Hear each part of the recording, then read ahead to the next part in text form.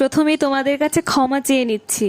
বলেছিলাম প্রতিদিন video share করব, কিন্তু নানা ঝামেলার কারণে প্রায় 10 দিন কোনো ভিডিও আপলোড করতে পারিনি। প্লিজ তোমরা একটু মানিয়ে গুছিয়ে নিও। আগের ভিডিওতে তো দেখিয়েছিলাম বাড়িতে ভিত পুজো হচ্ছিল, তো পুজোর সময় পুরোহিত মশাই আমায় বলল শাক বাজাতে। আমি না অতটা ভালো পারি না। তখন এই মিস্ত্রি দাদা বলল আমাকে দাও। আমি সত্যি ভাবতেই পারিনি যে এই দাদাটা এত সুন্দর শাক বাজাতে পারবে।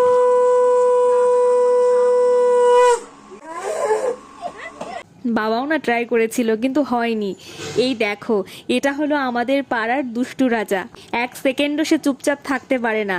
এর মধ্যে পুজো কমপ্লিট হয়ে গেছে, আর দুই দাদা মিলে ইট দিয়ে একটা ভিত তৈরি করে দিল। তোমরাও ভগবানকে বলো যেন বাড়ির কাজ সুন্দরভাবে কমপ্লিট হয়। তারপর সবাইকে প্রসাদ দিয়ে দিলাম। এভাবেই ঠাকুরের কৃপায় ভিত পুজো সম্পন্ন হলো। আজ তবে আসি, সবাই ভালো থেকো।